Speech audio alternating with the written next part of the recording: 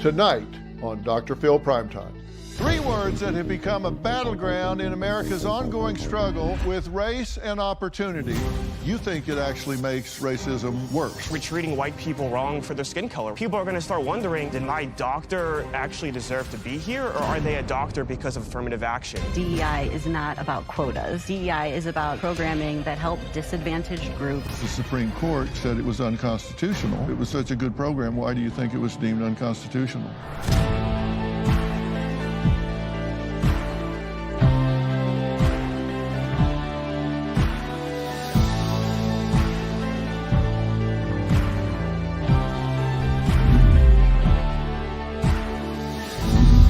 First guest tonight, Daniel, says he feels that DEI policies have made him a victim of reverse racism. I feel like people are getting an unfair advantage because of their skin color. I grew up in a predominantly white area. I come from nothing. I was on free lunch in high school, which is like the lowest. So I got a full ride because I grew up in a single mother household. When I got to college, there was this huge emphasis on race. DEI is just fundamentally wrong. Why should a rich black kid have an advantage over a white kid like me who was on food stamps in high school? I remember I got to my college, and in my very first month, I could not participate in a debate tournament because I was white. White male confidence is simply under attack. I mean, who's committing the most suicides? It's white men. Well, I think a lot of white people are seeing this anti-white sentiment and they're feeling unfair because they look at these universities and they say white people founded these universities, white people founded America, and yet now we're treated like second-class people. And when there's classes called the problem of whiteness, when there's fellowships that ban white students, I think that is a clear sign of one group being treated as beneath another. I went to Twitter, I called out a professor teaching a class called the problem of whiteness, and that led her to call me a cyber terrorist. The New York Times wrote an article and the headline says, "U Chicago, cyberbullying or free speech." And I thought it totally proved my point that white people today cannot even speak up about injustice without being treated like a second-class person. I think the treatment black people received is different because white people are a majority in this country. Black people were always a minority. I think it is different when the majority of the country is treated like a second-class group. I think it's disgraceful. I think if you went to China and you said the problem with Chinese people, they would arrest you. I think if you went to Russia, they would arrest you. And so I'm not saying we should arrest people, but I think we should have some respect for white people because they made America possible. Daniel, thanks for being here. You feel like this has whipped around and you're paying the price for it. Absolutely. I was sitting in this room, the kids were saying, yeah, white people are not allowed because, you guys have been winning too much and we need to even the playing field. And I'm looking around and no one is startled, no one is saying, wait a second. And it just startles me how normalized it is, how unapologetic it is. And I'm just worried what's going to happen in the future. I don't want to raise any children in a world that simply hates them for being white. I think that's a fair demand, and I hope America can reach a point where we're simply treated for what we add to society and what we bring and for actually being a good person. Do you agree that we should strive to have equal opportunity for everybody? Absolutely. And do you agree that there are members of our society, particularly, I'll start by talking about the black community, that does not have equal opportunity? Well, see, I don't really agree with that because under the affirmative action system, which only recently ended in 2022, a black kid who went to boarding school in New Hampshire, whose parents worked on Wall Street, who had every advantage, they would still have an advantage in the system than someone like me, who grew up in a single mother household, was low income. And I think that's absolutely ridiculous. Isn't that the exception and not the rule in the black community? Most black youth don't go to a boarding school in Connecticut. They tend to be overrepresented in the lower socioeconomic strata in America. I mean, that's not an opinion, that's a fact. I still don't see that as a valid reason to give one group an advantage over another. That wasn't my question. Oh, okay. My question was, do you agree that they may not have equal opportunity as a group? Yes, absolutely, they have obstacles. Yeah. Yes, I would agree with that. I'm not a fan of DEI. I don't think it helps them. I don't think it helps level the playing field. I think it's the wrong approach to a real problem. I'm just saying, do you acknowledge that the problem exists? Sure, I do. You think it actually makes racism worse. Why? Well, I think it makes racism worse for several reasons. I think, number one, we're treating white people wrong for their skin color. We're treating them differently for their skin color. That is racist in nature. And yet you don't see many people talking about it. And I called it out on my school. A professor called me a cyber terrorist. The New York Times called me a cyber bully. I think that's absurd. I think if a black student called out blatant racism, they would be hailed as a hero. They'd probably receive some awards. Number two, people are going to start wondering, did my doctor actually deserve to be here, or are they a doctor because of affirmative action? Are my pilots actually meant to be here, or are they here because of a quota? And I think that's going to clearly lead to racism. There are a lot of very successful black professionals that say they live under the pale of that, with people questioning them when they say they worked damn hard to get where they were, and people go, oh, well, you know, you got here because you got a free pass. Of course, yeah. And they resent that. I think today, you know, if you're a young white guy growing up in high school, middle school, odds are, you know, you're gonna have a teacher who says white people are evil, you should feel white guilt, you should feel white fragility. And I just worry that's going to discourage people who are white from pursuing greatness. Do you think white privilege is real? Absolutely not. Not today. Yeah. You don't think it's real today, but you think it's maybe been real in the past? Sure. Historically, yeah. All right. Coming up, a former politician who says today's policies are putting white men to the back of the line. But are they really? We're going to talk about that and more after the break.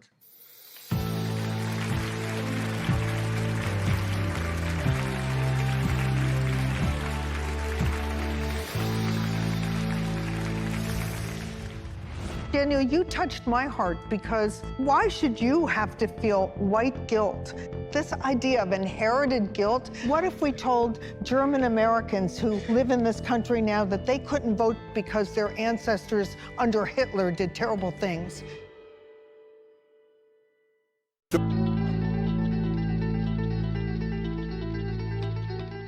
Well, my next guest has a PhD in constitutional history and is the former Lieutenant Governor of New York, Dr. Betsy McCoy. You've been listening to Daniel. Yes. What do you have to say about what he's saying? Well, there is a real problem, and just in the last 2 years, you can see that there have been so many lawsuits across the country against Macy's, Disney, against Gannett newspapers, against very large corporations that are setting quotas for how many minorities will occupy seats in management, for example.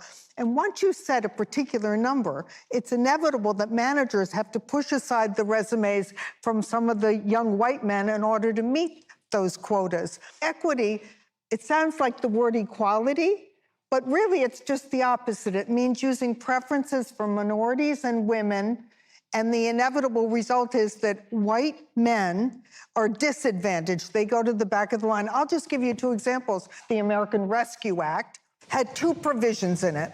The first one provided debt relief for farmers, but only black farmers. White farmers need not apply.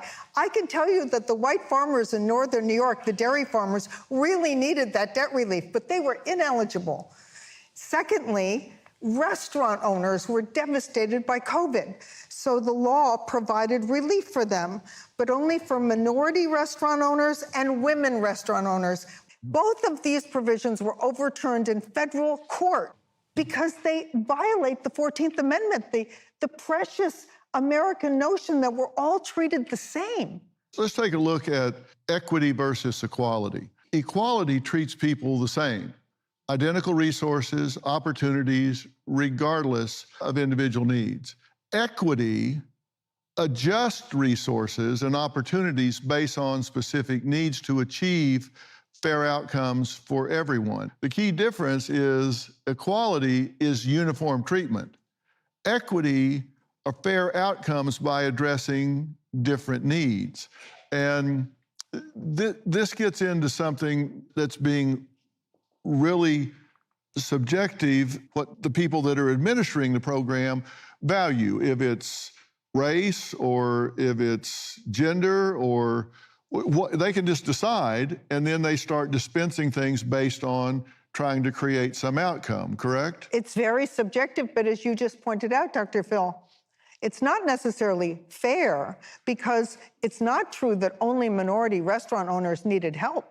There were plenty of white male restaurant owners who were in deep trouble during COVID. They had to shut down. They lost their businesses.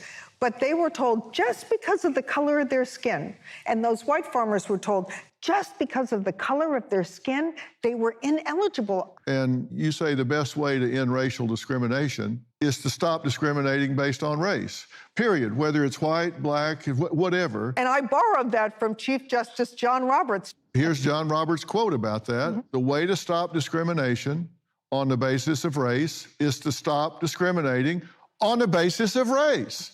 And that means you got to dial that out. Right. And by the way, I'm very sympathetic to helping young African American or other minority kids who want to go to college, but don't do it based on their race. Let's have economic affirmative action. Let's make sure the kids who start without any advantages get a leg up based on their circumstances, not their race. Yeah, I agree with the objective.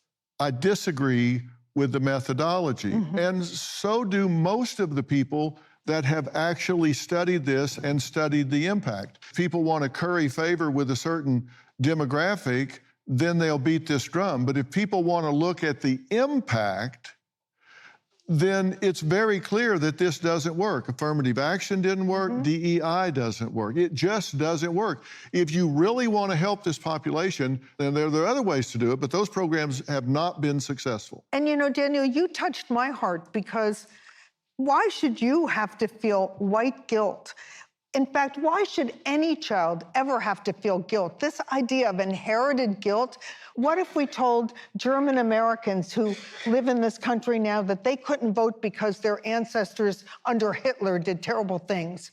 Americans don't believe in inherited guilt. We all get a fair chance.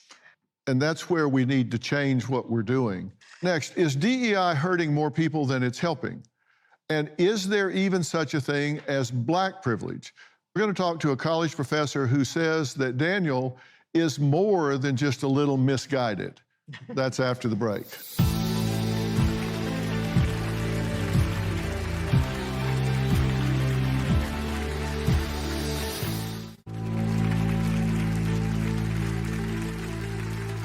Dr. Susie Denbo is an assistant professor of communications and media management at Fordham University. She says DEI is incredibly important, and while people like Daniel may not understand white privilege, it's still very real. I don't think that black privilege is real at all. The fact of the matter is that we live in a world where there are still social inequalities based on race. There's still implicit bias, racial discrimination that often is subconscious. So I'm not saying that people are out there practicing overt racism, but it's built into our institutions. So I just find it hard to believe that black privilege exists. There are very real social inequalities in the United States, and we don't start at the same baseline.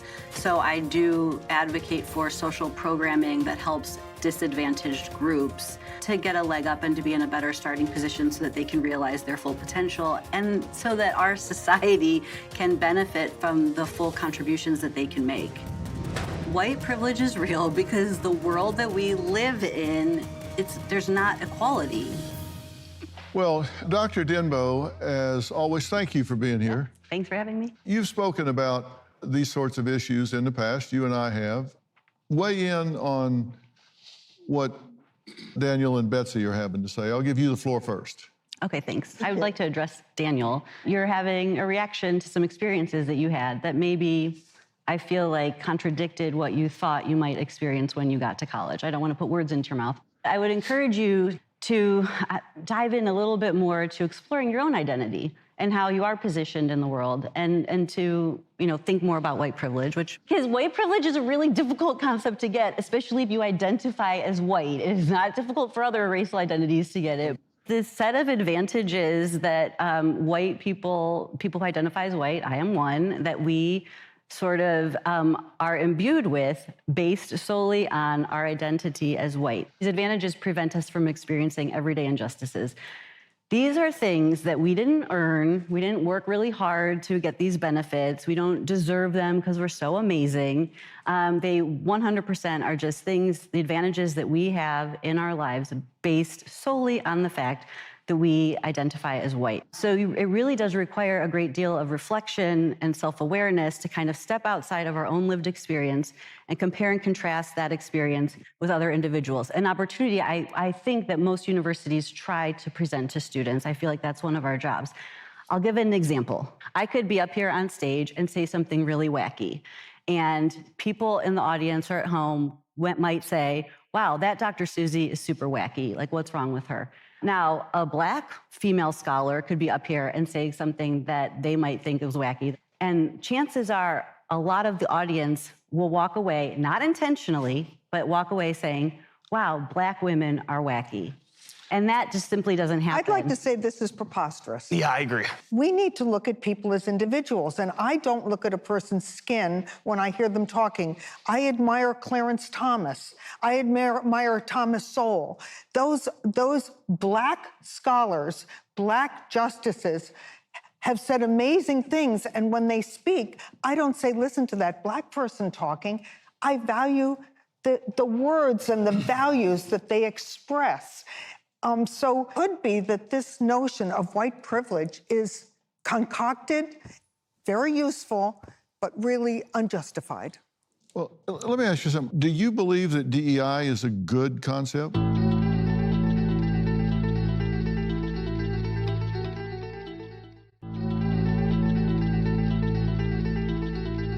Let me ask you something. Do you believe that DEI is a good concept? I do believe that DEI is a good concept, and I want to make it clear to everyone that DEI is not about quotas.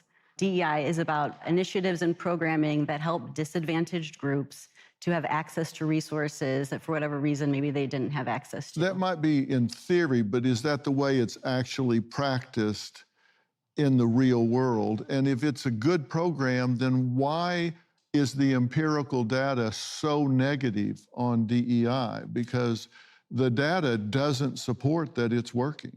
I have had workplace experiences where it was administered very well.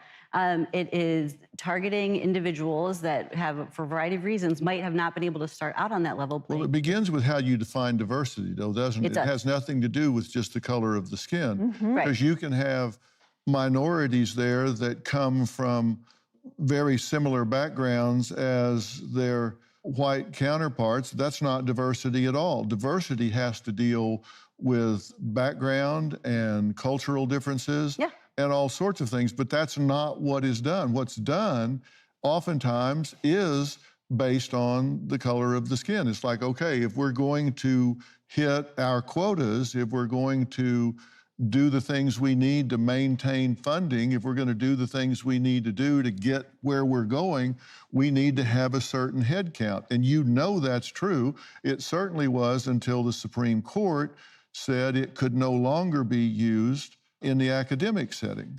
We do agree on something. We agree that diversity is more than just racial identity, 100%. One other thing we can agree on is the Supreme Court said it was unconstitutional and could not be used in the academic setting. If it was such a good program, why do you think it was deemed unconstitutional?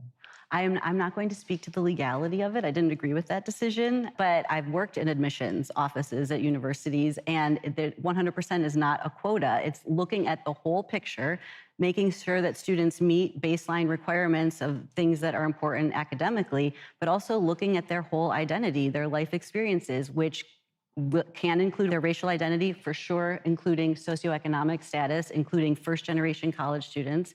So I don't agree really with the DEI programming doesn't work. Do you acknowledge that companies across the board that have these DEI programs forced on them actually go the other way in subsequent years and hire fewer people of diversity than they did before these programs were forced on them? I find that most organizations actually are okay with DEI programming, and whether or not it gets called DEI programming, they are still going to be doing it. And they're still going to be targeting a diverse workforce because that benefits organizations in the long run, whether you call it DEI or something else. In a really large study, the change over 5 years is those who have mandatory diversity training even tend to hire 9.2% fewer Black women than they did before they had to go through diversity training. Those that have to do job testing hire 10.2% and 9.2% less Black men and women. And those who have grievance systems hire 7.3 and 4.8% less Black candidates. So they rebel against this because they don't like it being forced on them. I mean, obviously, I'm not going to dispute this. And I am in agreement and have been from the beginning that we can revisit the way DEI programming gets accomplished. Mandatory training of any kind in an organizational context rarely makes anyone on board with an idea. But I still adhere to the fact that targeting a diverse workforce is important and beneficial. Depends on how you define diversity. Mm-hmm. I'm very concerned when a young man graduates from school, high school even, or college, and goes for a job, and he's told, you know, you have all the qualifications. We'd love to hire you, but we've got this quota for minorities, and we can't hire you. Even we women, we have brothers, we have sons and grandsons and husbands, and we don't want them to come home and say, well, you know, I could have gotten that job or that promotion, but they said they needed more minorities in the job. When are we going to just treat people as individuals? I am not advocating for a quota system. When a DEI is done well, it should not be a quota system. So we are in agreement. What should it be? It should be looking holistically at making sure that you meet those baseline requirements, right, for any kind of position. But for instance, when you're recruiting people for a position, it's not necessarily relying on your same networks and going to, you know, the same sorts of organizations or recruitment pools that you would always go to. It's casting a wider net. I agree with you on that. See, I know, that's a smart way to do business. But doing that can also help you to realize a more diverse workforce. But you're still going to be hiring people that meet whatever those qualifications are that you need, the technical skill set that you need to get a job done, or the qualifications that are required. But to get a diverse workforce, you really do need to, like I said, cast a wider net in terms of recruiting, create programming internally where you're having people mentoring each other that maybe don't look exactly like them. Those kinds of initiatives have proven to work. But they still have to meet the criteria. You don't want... No, I don't think anybody wants people to be hired that aren't qualified for a job. Oh, but here's the problem. If you have these schools that are pressured to do minority admissions, there is often a mismatch of qualifications with expectations, and that leads to higher dropout rates, fewer graduation rates, and fewer successes in the professions. And those are empirical findings. You have to have read that research. Yeah. And I guess what I would ask you to consider is if we are interested in having a more diverse workforce, you know, what a lot of institutions in higher education will do is go back and look at those qualifications and how can we make sure that we're targeting students. It's just, you might have to rethink some of the qualifications. Can I ask you a question? Can I ask you a question? Is that okay? Yeah. Thank you. So I'm sitting and I'm hearing you out, and I think you are right on some things, and I think you are very smart. My whole point is, why do white people need to feel guilt? Nobody can make somebody feel guilt. That's a choice. That's a choice that you have. You're choosing to respond. We're being asked as white people to identify our racial identity and to consider it in ways that we have never been asked before. And I find that refreshing, and it can be scary, and it can make you uncomfortable, but I think it's an important thing to do if we're going to be committed to social change and to equality. Next, a professor and author who says it doesn't matter how you got into school, whether it was through affirmative action or your dad's name on a building. Everyone takes the same test to get out, no matter how you got in. We'll hear from him after the break.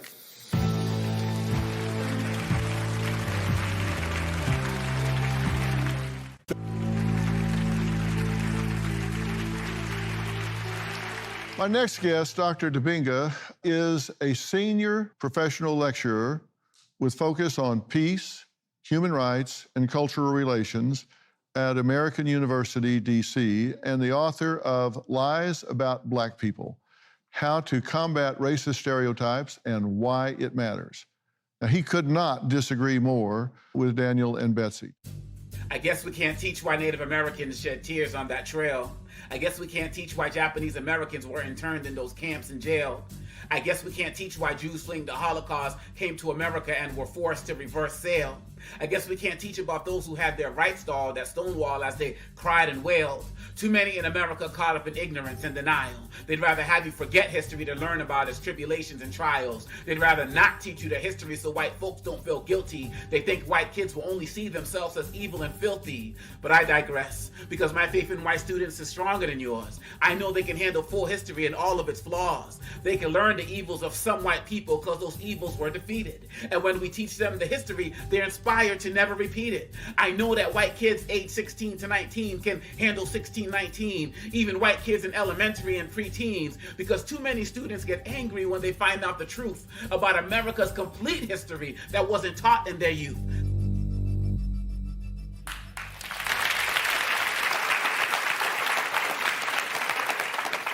Well done. Thank you. Thank you for being here tonight. Now, It's an honor. From your own personal experience, can you tell us why you think DEI is so important and works? Well, the great activist Julian Bond said that you take the word America and you flip the letters around, you can spell out the term I am race. There's nothing that has happened in America that race has not been a part of.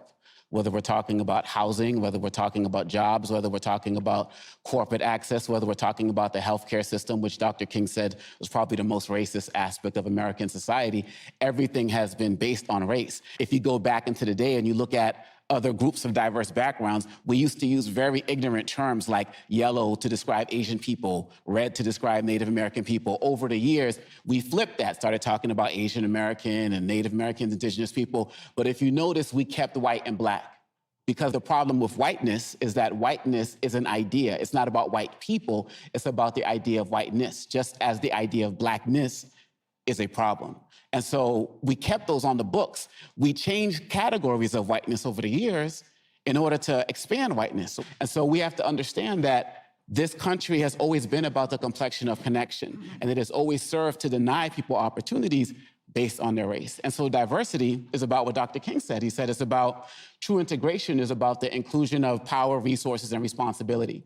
So it's not just about the numbers you have in your organization, it's about what's the power that they have. And that's why DEI programs work. I see that at the corporations that I speak at. I see it at the schools that I speak at. I see it at the government groups that I speak at. And this idea that... But how did they get there? They didn't get there through a DEI program, and they don't define diversity based on skin color. I would disagree with that. Diversity is not just about race. There's diversity of thought, there's religion, class, physical ability, which is the largest quote-unquote minority group in this country is the disabled population, who's also not represented on many of the campuses that I go to. But we get stuck on this concept of race because it has this fundamental beef between white and black. And people ultimately don't want to give up whiteness. That's what it really comes down to. Let me ask you a question. This is an observation that Thomas Sowell made that I'm just curious if you agree with, that the free market provides a clear incentive not to discriminate according to race. This market isn't free. That's not what I asked you. I disagree with what he said. I would agree if you actually had a free market, which we do not in the United States. Because free means everybody has access to it. Everybody has access to the same resources. We live in a society where we fund our schools based off of taxpayers' dollars. So the poorest schools get the poorest resources, the richer schools get the best resources. What's free about that? We continue to create a cycle of poverty. But his point is that if you're racist and you hire whites that are not as productive, intelligent, and sharp because you don't want to hire a black candidate who is smart, sharp, productive, in the long run, they're not going to be competitive and they're going to lose out. But is that not the history of America? I mean, this was a country that at one point had a sign saying no blacks or Irish need apply because Irish people were not considered part of whiteness, right? And so look at Wall Street. I mean, there's a history of people only choosing to employ white people. And that's why in a society that's browning, in a world that's becoming smaller, the ability to compete is not there. And so my thing is for people who feel threatened because they've always had access to everything from black women's bodies to the companies and the organizations and the places that they lived and occupied, equality is going to look like oppression. All right. I have to take the opportunity for a break. This is an equal opportunity break. We'll be right back.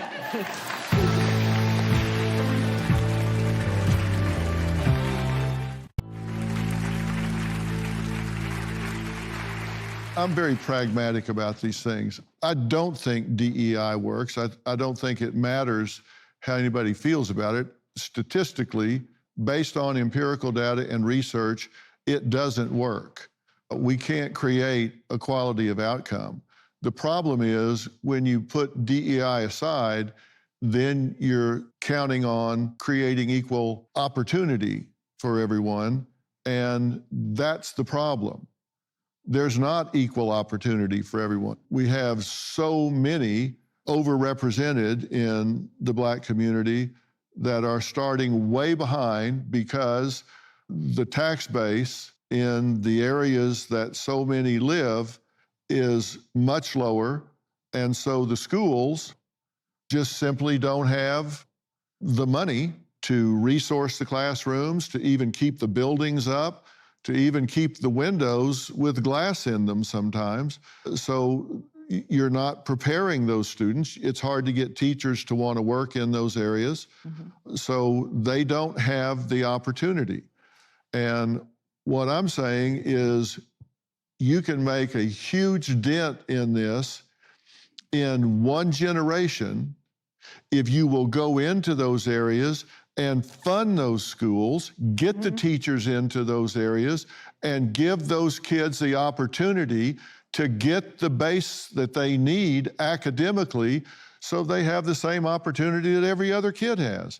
And I think if you do that in one generation, you can make a huge dent in leveling the playing field. But there's got to be one other aspect to it, is you've got to get to the parents who came from a generation before and get them to value and support education as well. So it means that we also have to deal with the home situation and make sure that they have Wi-Fi, that they have the computers there, that they have parents that are oriented to supporting the academic endeavors. But if focus and emphasis is put on that, you can go a long way to getting those young people prepared to be competitive in those environments. And I'm not saying it's the whole solution, but I think it would go a long way to giving those kids the opportunities that they deserve and level the playing field. And we can something all I think agree on that. Dwight, John, and Nicole, I want to thank you for being here. Now, Dwight, you've been listening to everything that we've been talking about here, and you have interesting real-world empirical evidence of how the system is set up against Black candidates. And I think it is one of the clearest examples of how the system is set up to favor white versus Black. Tell us what happened and how it finally resolved itself. Well, thank you for having me on your show, Dr. Phillips. I applied at Shinola, Detroit. Me and my friends love the brand. I always wanted to work there. And literally application after application, I sent in up to 20 applications from January to April. And I never got a call back as the White Jackson once. I just kept getting automatic emails saying, unfortunately, moving on with other candidates. I'm like, well, that's weird because I also have plenty of experience inside the hospitality industry. So I changed my name to John Jabrowski, and literally in the same week, I ended up getting a call back on that following Friday as John to come in the next for two positions. So you go 20-0 as Dwight Jackson, and then you change it one time to John Jabrowski, and you get a call back. So how did they react when you show up? When I showed up, it wasn't pretty obvious, like, oh, you don't look like John.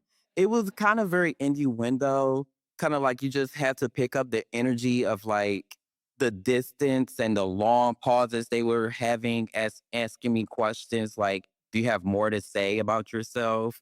So it was the first interview was very awkward, it's very weird. They had me see many people, many managers, and didn't get any job I had an interview at. And if you see more than 2 or 3 managers in the same day, you most likely got the job. But they would kind of trying to investigate necessarily. In the second interview, I introduced myself as Dwight Jackson because I want to work here. I have the skills, the same skill set as John Jabrowski. So I'm going to introduce myself as who I am, as you guys should have knew me as. And they didn't question anything. John, Nicole, tell me what Dwight is suing for. What's the cause of action, and how's this likely to go? Yeah, Dr. Phil. So it's a race discrimination case, and these cases are really hard to prove, right? What started at the equality here, we're not even getting to equity like you're talking about earlier. He's just looking for a fair shake here, not a handout from the hotel. These cases are extremely rare and difficult. I've done these my whole career. Never do you have the evidence like this. They're very, very difficult because you can't prove it. This case, we have a smoking gun and it's 20 applications that were denied. And then suddenly he's getting multiple interviews in the same week. I think he has a slam dunk case against the hotel because we have the evidence, which is really rare. I've had a few reverse discrimination cases, but they're very rare. Most of the time when we deal with these cases, it's people like Dwight. Wow. Nicole, do you think this case is something that you can get to a jury with?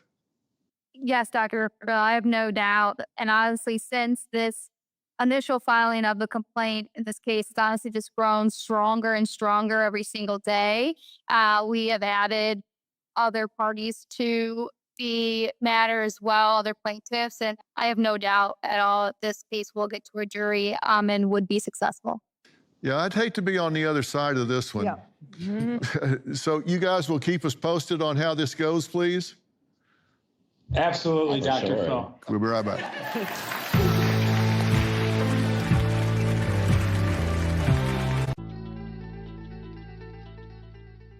Well, gold has been in the headlines for the past few months, hitting record high after record high last fall. So Daniel Boston, founder of Preserve Gold, joins me in explaining the value of gold in today's economy. Now, first off, Daniel, I want to thank you. Not only do I purchase my precious metals from Preserve Gold, but you provide such a service educating people about investing in gold. And as we enter 2025, what is your outlook for physical gold and silver? We're extremely optimistic. I mean, if you just look at what central banks are doing right now, I think it's a very telling sign in terms of where we think prices are going. If you go back to the 1980s, when we had the last bout of inflation, central banks were buying gold at record levels, and we saw the price of gold go up 5 times from the time they started buying. Today, it's not just the US central bank that's buying gold, it's central banks around the world. And so with the way that we've seen the value of the dollar decline since 2020, the dollar's down 25%, and gold's gone up 60% over that period. We've done nothing since that point except amass record amounts of debt. So I think gold prices are poised to shine through 2025 and beyond. All right, so the dollar's down 25%, gold's up 60%. That's an 85% gap. It is. That's a good place to be if you're buying gold. It's a great place to be. And what could this mean for Americans, especially those that are preparing for retirement? If that dollar is shrinking, their buying power with that money that they've saved all this time is going down, down, down. If they put it into gold, then that can reverse that trend and it can go up. It seems to me like that could be a pretty good safeguard for people. That's absolutely right. Gold is simply a direct measure of strength or weakness against the US dollar. Gold cannot be printed. You can't produce it out of thin air. It's been used as a currency hedge for thousands of years. You know, what I always tell people is you cannot buy fire insurance on the house after the house is already on fire. That's really relevant for me, especially, you know, being in Los Angeles. I can't tell you what's going to happen tomorrow. If the stock markets were to crash, if I'm sitting in a portfolio full of stocks and bonds, I'm going to be at the mercy of that. If I'm sitting in cash and the value of the dollar declines, then I'm at the mercy of that. So if I want to retake control of my wealth, I need to hold something tangible, something that cannot be printed. It's not at any whim of any government, central bank, or anything along those lines. If people are interested in investing with preserved gold, how do they get started? So you got somebody over here, they've got money in a retirement account, they've got money in a savings account, they got money in their mattress, whatever. How do they do it? How do they get started? Yeah, we work with people from all ranges. Whether you've been doing this for a long time or this is your first time, you can give us a call at our toll-free number, 877-444-0923. One of our precious metals experts will really take the time with you to really ascertain and understand what are your goals, both short-term, long-term. And then based on that, we can provide some recommendations. Look, at the end of the day, this may not be the right investment for you, or it may be the right choice for you, but we're here to provide the information so you can land in a place where you can make the most informed decision for yourself. Tell them the number one more time. 877-444-0923. You can text Phil to 50505, or you can check out our website, www.preservegold.com. All right. No way you can miss it. Daniel, thank you so much. Thanks, Phil. All right.